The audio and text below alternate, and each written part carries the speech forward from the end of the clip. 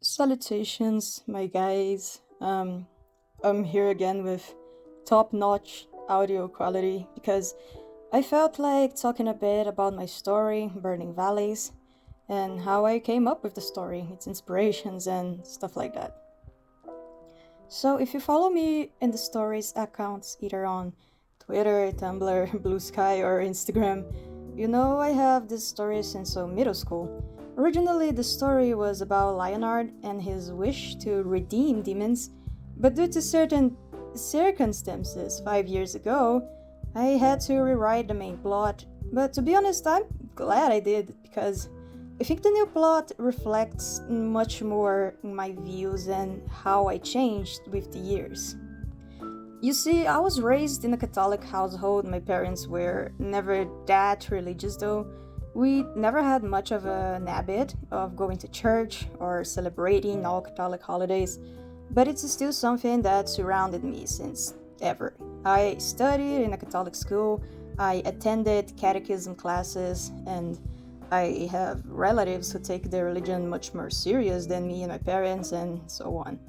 If there's one thing I was taught early in life, is that we should be forgiving of others. It's a beautiful teaching on paper, because real life, I think it's more complicated than that. As a kid, I feel like I was too forgiving with people who didn't deserve it, which had led people to take advantage of me sometimes. As as we grow up, I think we realize that people can be much more cruel and sometimes forgiving them just not worth it. It won't make them change. I heard one day that if someone apologizes to you but you do not accept the apology, it becomes your sin. It becomes your cross to carry. And I thought, oh, what a lot of barnacles. Sometimes we do not have to forgive people. And that's okay. I used to be terrified of people disliking me as a kid, and honestly, kind of do. I think we all want to be liked by others. But I know I have hurt people a few times. I acted recklessly, and even when I apologized to people, they sometimes decided that they did not want to forgive me, that they wanted to keep distance, and I have to accept that's their right. They're not wrong for doing that decision. In Catholicism, it feels like there's this strong need to forgive others. I will never forget when my mom told me to watch the movie The Shack. And yeah, I can't lie, I cry like a baby watching that movie. It's a sad movie, there's great actors and stuff, but the message pissed me off so much. Like, well, warning for movie spoilers, but if a man kidnapped, raped, and killed my baby daughter, and God herself showed up to me asking me to forgive that man because, oh, he's God's son too, I'd politely tell God to fuck off. I would haunt that man until my last breath, and I don't care if I'm sent to hell for that. And with all of that, I also ponder about the state of the world nowadays. Ever since after the pandemic, things got so cartoonishly evil. That's how I can explain it. Like, not only we are witnessing genocides, ethnic cleanses, colonizations, a general rise in fascism, but people in power seem to just make things worse. If one day a certain president just went, from now on, it's illegal to kill little puppies, I wouldn't even be surprised anymore. Of course, I'm not going, oh, humans are the real monster. That's bullshit. There are specific people to be blamed. And of course, I'm not saying there's only negativity right now. There are people fighting for a change, going out on protests, riots, spreading the word, doing all they can to help the people in need. And that's great. That's beautiful to see. And in times like this, you can find two types of people. People who will say that all of this is happening because it's God's will, everything it's in God's plan, or people who will say, well, if God is real, why is he doing nothing to stop this? And all of this is what inspired me to rewrite Burning Valleys. This story is a reflection of my beliefs, almost like a way to vent my frustrations with the people in power, with the state of the world, to power my anger, my sadness, and the desire to change. I think I would say I'm agnostic myself. I like to believe that there is a powerful force above us, but the world, planet Earth, was given to us, and we are the ones who should carry it, take care of it, and preserve this gift that was given to us.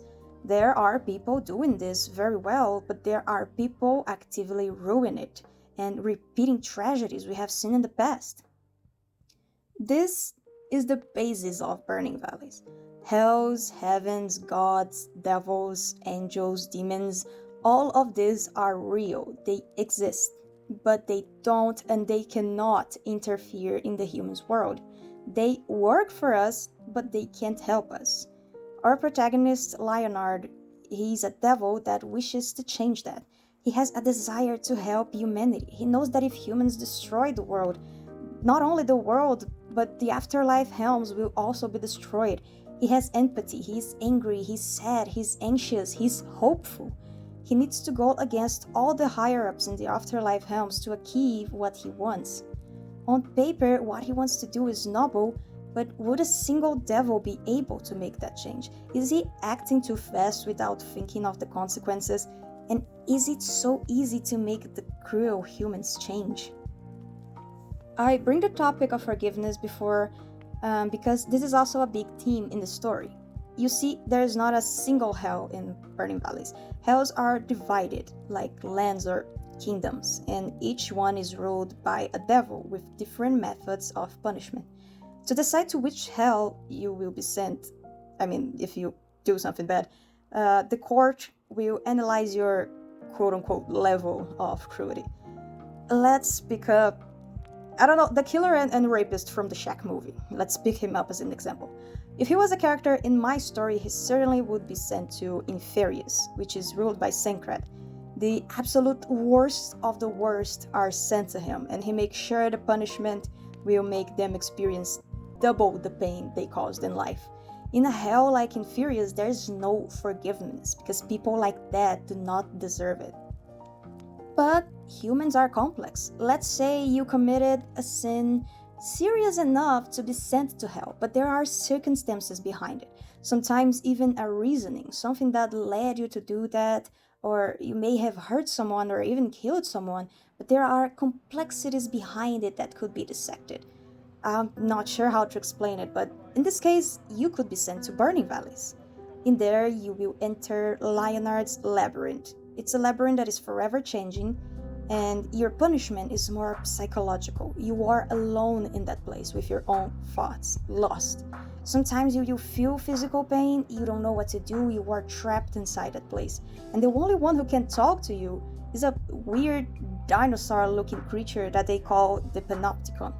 He will enter your mind and be the only companion you will have for years.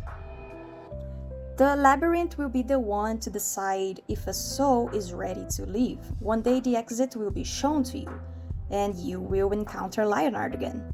This is where you can face an ounce of quote-unquote redemption. Leonard will take you to the village of the hell where you can try to restart your life. It won't be perfect, maybe you won't be able to follow the dreams you had in life, but it's a chance to be a better you. Can a demon ascend to heaven in my story? I would say it's extremely rare, if not, maybe it happened once or twice, very few times, because in order for a soul demon to go to heaven, first they have to, of course, analyze how serious the crimes of the soul were, and second, ask the victim's permission. And since only a few hells have this second chance system, most of the times the demons may even get used to the life they have in there. One character I will give as example is my character Cerberus.